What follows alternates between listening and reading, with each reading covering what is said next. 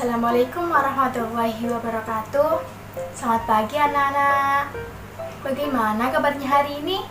Alhamdulillah. Sudah siap belajar belum? Udah. Oke. Sebelumnya Ibu punya sebuah lagu. Nanti anak-anak tiruin ya setelah Ibu. Kalau kau siap belajar tepuk tangan. Kalau siap belajar tepuk tangan. Kalau siap belajar duduknya yang rapi. Kalau siap belajar teriak hore, hore. Apakah hari ini ada yang tidak masuk? Alhamdulillah ya, hari ini masuk semua. Oke. Anak-anak, sebelum kita awali pembelajaran hari ini, alangkah baiknya kita berdoa terlebih dahulu supaya apa yang kita pelajari hari ini bisa membawa manfaat. Bismillahirrahmanirrahim. Terus hari ini kita akan belajar tentang qada dan qadar. Apa qada itu? Apa qadar itu? Ya, Ibu akan menjelaskan tentang qada dan qadar. Yang pertama, pengertian qada dan qadar. Qada, menurut bahasa, qada memiliki beberapa arti, yaitu hukum, ketetapan, perintah, dan kehendak. Sedangkan menurut istilah, qada adalah ketetapan Allah Subhanahu wa Ta'ala sejak zaman azali atau zaman dahulu sebelum diciptakannya alam semesta, sesuai dengan kehendaknya tentang segala sesuatu yang berhubungan dengan makhluknya. Yang selanjutnya, pengertian qadar. Menurut bahasa, qadar berarti kepastian, kuasa, nasib, dan ukuran. Sedangkan menurut istilah, qadar adalah perwujudan dari qada atau ketetapan Allah Subhanahu wa Ta'ala dalam kadar tertentu sesuai dengan kehendaknya. Qadarnya Allah ini juga bisa disebut dengan takdir. Yang kedua yaitu dalil qada dan qadar. Ibu akan bacakan dalil yang pertama. Bismillahirrahmanirrahim. Ma asaba min musibatin fil ardi wala fi anfusikum illa fi kitabim min qabli an nabra'aha. Inna dzalika 'alallahi yasir. Yang artinya, setiap bencana yang menimpa di bumi dan yang menimpa dirimu sendiri, semuanya telah tertulis dalam kitab Lauh Mahfuz sebelum kami mewujudkannya. Sungguh yang demikian itu mudah bagi Allah. Selanjutnya dalil yang kedua. La yusibana illa ma kataballahu lana wa maulana wa 'alallahi falyatawakkalul mu'minun. Yang artinya, katakanlah Muhammad, tidak akan menimpa kami melainkan apa yang telah ditetapkan Allah bagi kami. Dialah pelindung kami dan hanya kepada Allah lah bertakwa orang-orang yang beriman. Yang pertama tadi itu surah Al-Hadid dan yang kedua surah At-Taubah. Jadi anak-anak, dalil yang Ibu bacakan tadi, yang pertama itu surat Al-Hadid ayat 22, itu maksudnya bahwa semua bencana dan malapetaka yang menimpa permukaan bumi seperti gempa bumi, banjir, dan bencana alam lainnya, seperti bencana yang menimpa manusia seperti kecelakaan, penyakit, dan sebagainya, telah ditetapkan akan terjadi sebelumnya dan tertulis di Lauh Mahfuz sebelum Allah menciptakan makhluknya. Hal ini berarti tidak ada suatu pun yang terjadi di alam ini yang luput dari pengetahuan Allah dan tidak tertulis di Lauh Mahfuz.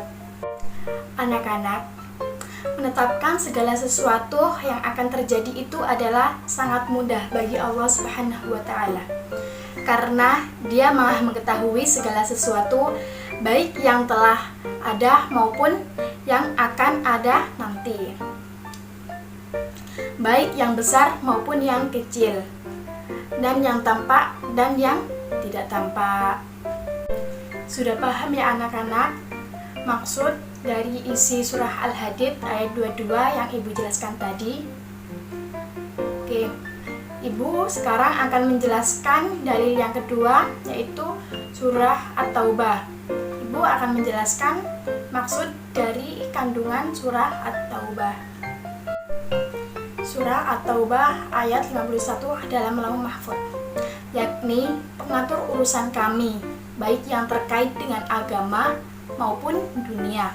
Oleh karena itu, sikap kami adalah ridho dengan qadarnya, dan kami tidak berkuasa apa-apa. Hanya kepada Allah kaum mukmin bersandar dalam menarik maslahat dan menghindarkan mudarat, serta mempercayakan kepadanya dalam mewujudkan apa yang mereka inginkan. Oleh karena itu, tidak akan kecewa orang-orang yang bertawakal, sedangkan orang-orang yang tidak bertawakal kepadanya, maka ia akan kecewa dan tidak memperoleh apa yang diharapkannya.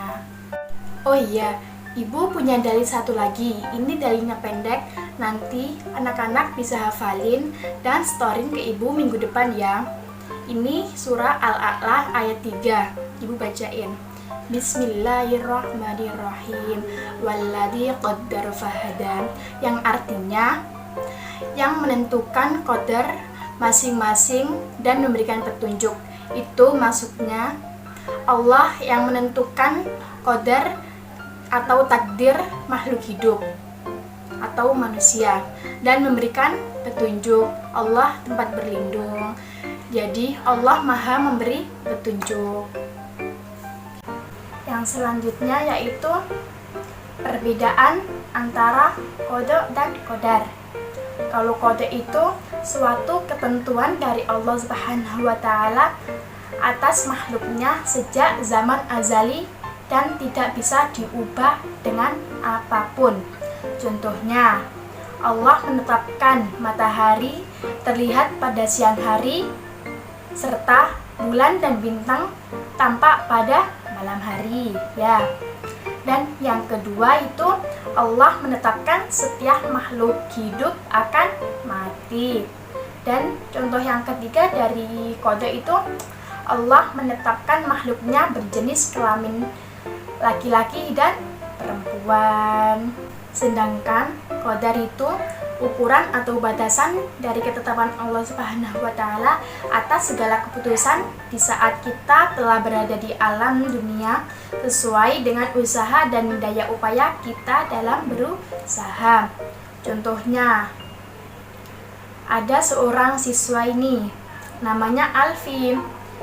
Dia belajar dengan sungguh-sungguh agar mendapatkan hasil yang maksimal di kelasnya, agar mendapatkan juara kelas, agar menjadi bintang kelas juga. Terus contoh yang kedua, ini ada pekerja. Dia bekerja sebagai buruh pabrik. Dia bekerja keras untuk mendapatkan rezeki yang halal, untuk bisa menghidupi keluarganya. Terus contoh yang ketiga, Fajar rajin menabung agar bisa membeli mobil. Itu tergantung usaha. Jadi, qadar itu sesuai dengan usaha yang kita lakukan, ya. Yang terakhir itu ada hikmah qada dan qadar. Hikmah yang pertama itu melatih diri untuk banyak bersyukur dan bersabar.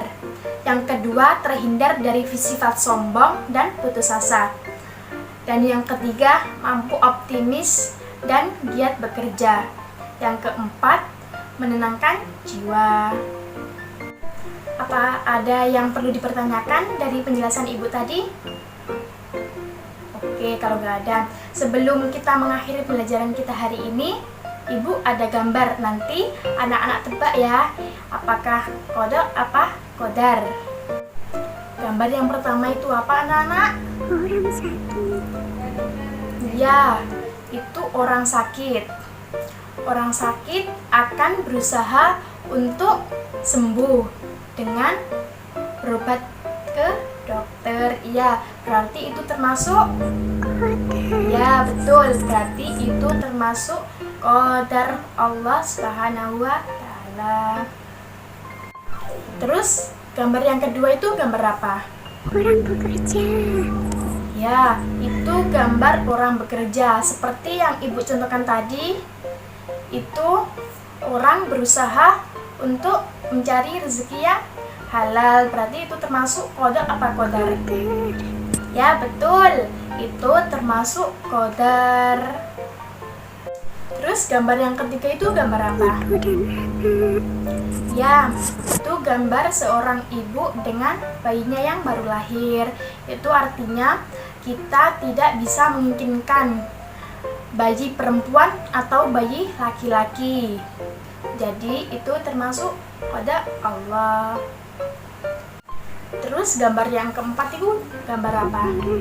Yaitu gambar kuburan. Itu berarti kita tidak bisa menentang kehendak Allah bahwa suatu hari nanti kita akan mengalami kematian.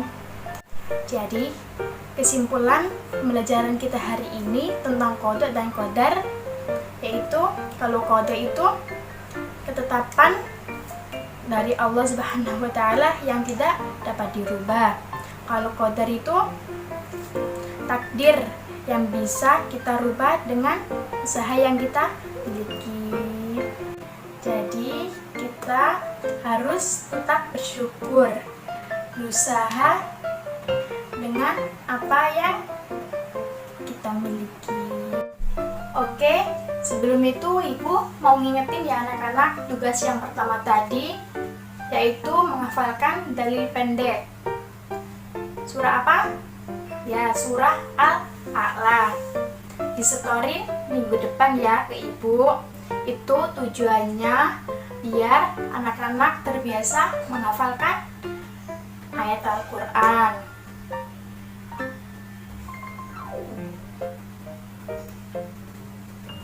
Dan sekarang anak-anak bisa dibuka buku halaman 47. Sudah? Udah. Ya, di situ ada soal-soal itu untuk anak-anak latihan di rumah. Tapi harus dikerjain ya semampunya. Nanti dibahas minggu depan, dibahas bersama-sama dengan Ibu dan teman-teman yang lainnya. Dari tugas yang Ibu berikan tadi, apa ada yang mau dipertanyakan? Tidak, Bu. Oh, tidak ada ya? Oke, sebelum kita mengakhiri pembelajaran hari ini, marilah kita berdoa terlebih dahulu ya anak-anak, supaya apa yang kita pelajari hari ini bisa bermanfaat dan barokah. Bismillahirrahmanirrahim. Wal asri innal insana lafi khusrin illa alladhina amanu wa amilus solihati wa tawasaw bil haqqi wa tawasaw bis sabr. Amin. Oke. Pesan Ibu untuk anak-anak, selalu jaga kesehatan ya. Tetap semangat belajarnya. Kita ketemu minggu depan ya. Dan oh ya, Ibu titip salam untuk orang tua kalian di rumah ya. Iya, Bu. Oke, Ibu akhiri. Wassalamualaikum warahmatullahi wabarakatuh. Bye-bye, ketemu minggu depan ya. Oke.